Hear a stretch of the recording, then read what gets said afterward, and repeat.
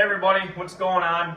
As promised, I'm going to make videos, so let me introduce myself. My name is Ken Byers.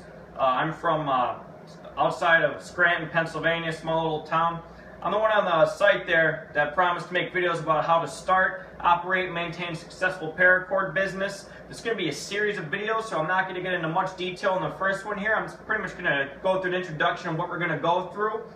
My business, how I started, was I made a lanyard out of paracord for my badge with the keychain and a Solomon bar, or a keyring I should say. This guy wanted one, that guy wanted one. Hey, you make keychains? How about a bracelet? And then before you know it, kaboom.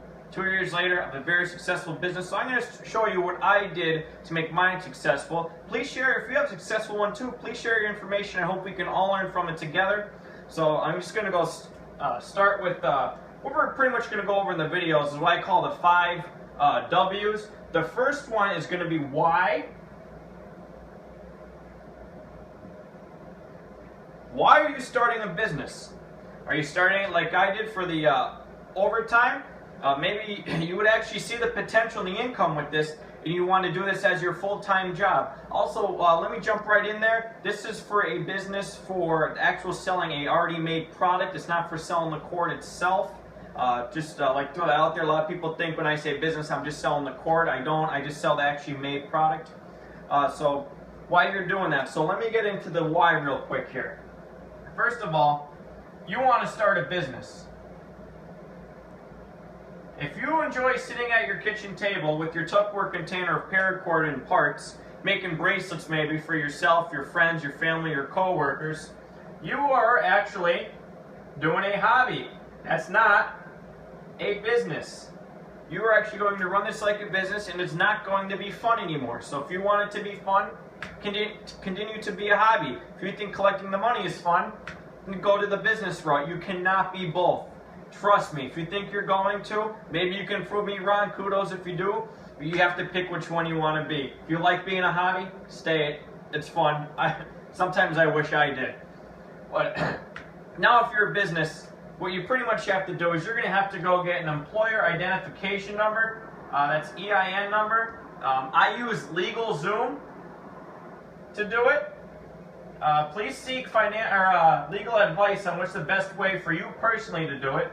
I was told to use LegalZoom to get an LLC. I had no problems with it. I'm glad I did it that way, and I also use GoDaddy for my website. So I'll get right into that. A tip with this: no business in Pennsylvania was named Project Paracord. I was like, all right, sweet, that's the first name I wanted.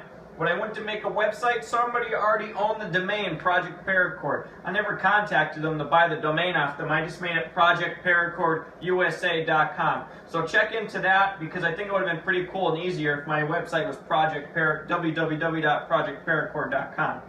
So now back to our W's. Also, I use Vistaprint for my business cards. This is what I use. I'm not telling you have to use it, but I have no complaints with any of these right here.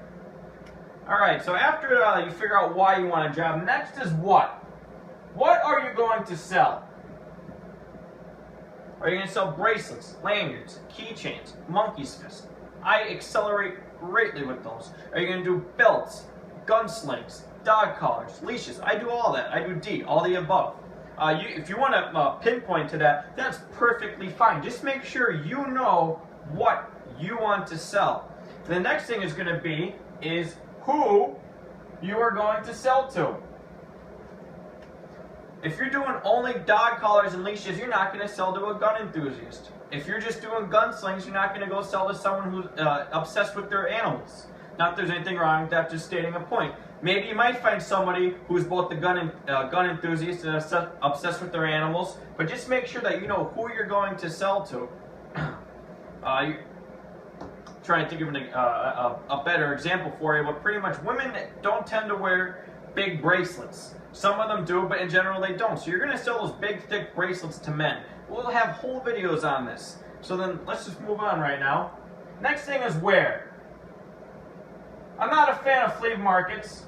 I'm not for or against them. I'll have a whole video on that and I'll explain why. But where are you going to sell them? There's flea markets. You have craft shows, gun shows. If you're doing fundraisers, you could do it at the fundraiser itself.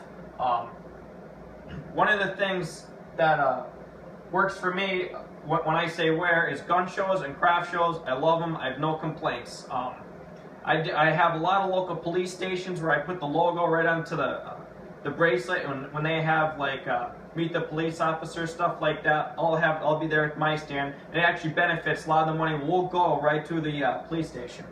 Another thing, or I should say the last thing, is when. When are you going to sell it? If you are doing a fundraiser for breast cancer awareness, I hope to God that you're making them and selling them and not keeping the money, that you're doing a fundraiser for them. You're not going to do it in October or May. You're not going to do it in April or May. You're going to be doing it in October. So we're going to have videos pretty much that pinpoint all of this. This is pretty much the steps. If you establish to yourself that you're a business, this is pretty much the steps that you're going to have to take, is pretty much getting an EIN number, LegalZoom. GoDaddy's my website. That actually will fall under where do you sell it, where do you market it, how do you market it, when do you market it. And then Vistaprint's what I use for some of my posters, my banners, my business cards. And then I have one more tip just to let you guys go, is that just remember, you are not survival straps. Unless you are, you're not. Because you're not $1 million company, you don't have contracts with the NCAA and Harley Davidson. Just remember, you're not survival straps. So don't be buying shackles, doing a Solomon or a King Cobra braid, which is the same thing pretty much, the shackle, and think you're going to sell it for $20. You're not. With the plastic buckle, I do a Cobra braid, they're $5. So just please take that into effect. Hopefully you can learn a lot from each other. Please ask questions, because I would like to go through the questions that will actually maybe a challenge to me, so I can learn myself as we go along now. Thank you.